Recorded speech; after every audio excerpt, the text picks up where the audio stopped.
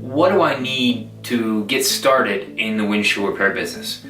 Well, the truth is, in any business, first off, you need desire and determination and the willingness to work hard and do quality work. That's true of any business. And of course, it's always good to have a business plan and an understanding of your local markets. So identifying potential clients, car washes, fleet accounts, dealerships, body shops, detail shops, retail work, etc. is really important, as well as identifying what your competition is charging and how many competitors you have in your local market in order to find your niche. The other thing to factor in is having great equipment and supplies will greatly affect the credibility you have when you go to do the job, and also the quality of work that you're able to do. Also, the company that you choose to work with, do they provide ongoing support? Say even when you're on a job where you can call in and get some tips on the repair that you're working on, as well as any issues that you may have along the way with your repair equipment or etc.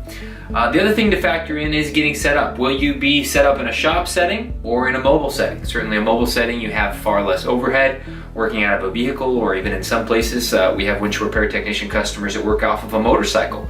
So determining that as well. Certainly with windshield repair you can work in a mobile setting. You don't necessarily need a shop. You don't necessarily need to incur that overhead.